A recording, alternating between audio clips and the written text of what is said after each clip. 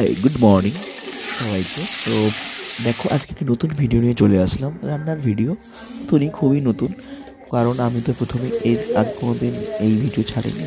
তো দেখো, কালকে রান্না করেছিলাম নিজের হাতে, তো তার জন্য ভিডিওটা করেছিলাম। তো এর জন্য তোমাদের কাছে শেয়ার করলাম।